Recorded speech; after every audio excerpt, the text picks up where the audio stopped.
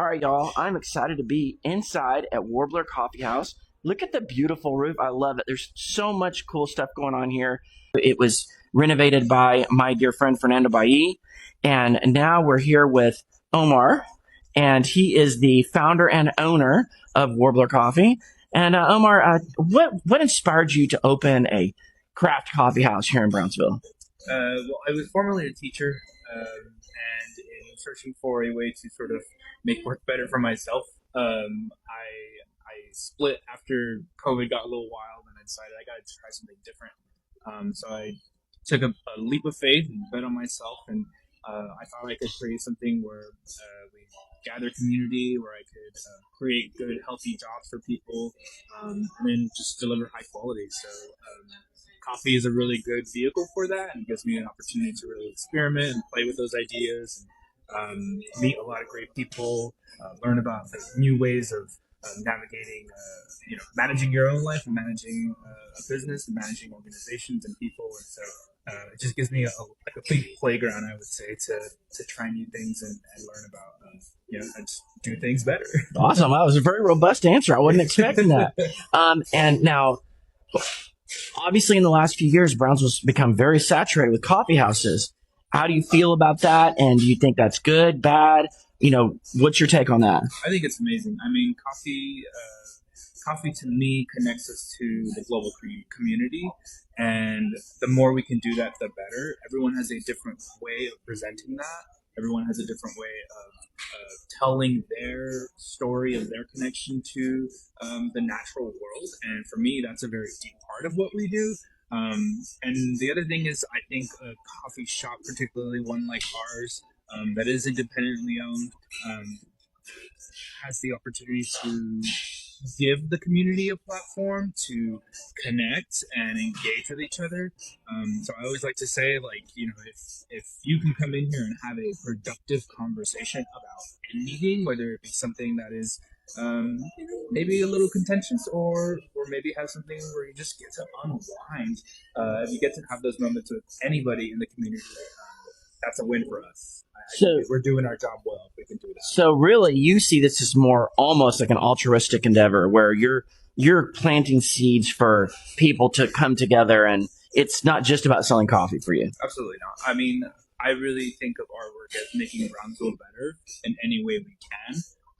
And sometimes it's kind of like getting out of the way and giving people space to be themselves and to do the kind of things that they do. So that could mean that they come in and just grab that coffee and jet and go do their good work for the day, or it could mean that they come in here and crank out 2 or 3 hours of studying or work or whatever they got going on. So I like to say that we're very much like a Brownsville brand. I want to work to make Brownsville better.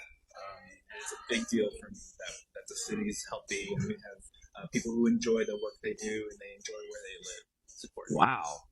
I love it. Someone who shares my vision. I mean, that's kind of what I want to do with Brownsville Living and now the Brownsville Guy, was create a space where people could have constructive dialogue no matter what. And that's why, for a longest time, I've always not allowed partisan politics on there, because as we know, that's not constructive. Now, obviously it's different in your environment because people are having little, individual conversations, right?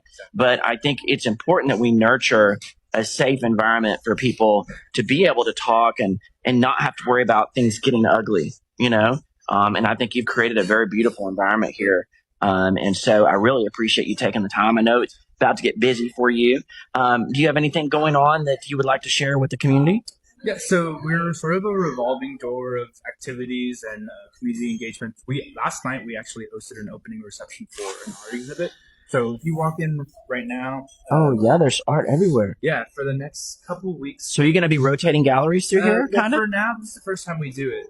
We worked with Galeria 1204. They're out of Matamoros, and they brought us a collection of work from an artist. Her name's Lilian Salas. She's out of Reynosa. Mm-hmm. And right now the art collection is called La Catrina Cruza.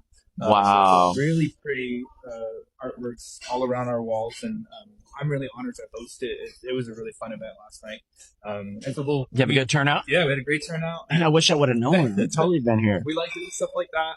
This mid morning, we're gonna do story time. So one of my baristas is an aspiring teacher, and she asked me one day, can I host an event where I read children's books to kids, and I was like, Let's go. So we're doing that. This is kind of Halloween themed today, and we do it intermittently. Right now, there's no like regular schedule for it, but we do when it fits the calendar.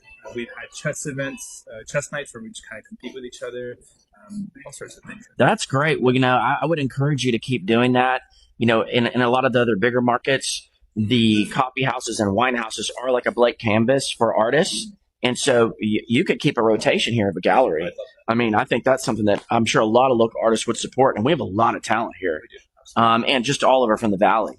And also with your story times and all that stuff, the only thing I would encourage you to do is set a schedule. Yeah. So that you have those things so that people know what's going on today. Oh, you know what? Omar's got that thing going on, right? I think consistency is so important. Absolutely. And a lot of people bemoan like, oh, no one showed up at this event or whatever. Well, yeah, when you just have one event and it's just sporadic, you're not going to get a good turnout. But when people know they can count on it, I mean, the farmer's market is a perfect example. Yeah. I don't know if you remember how small it used to be, right. 10, 15 years ago. And now every Saturday it's packed full of vendors. Yeah, I remember. And that's how you jumped over here. So you see the perfect example of consistency is everything. Absolutely. What do they say? You don't have to be perfect, just consistent. Yeah. And when you're consistent, you end up getting perfect, I think. Absolutely. Because you keep doing it just like with your coffee. You get better and better and better. But no one starts out perfect. Yeah. So awesome. Well, thank you so much for your interview. I'll probably do a whole nother separate segment for maybe the coffee because this was too good of an interview to edit. I appreciate that. Thank you, Omar. Thanks. Appreciate it, Good to brother. meet you.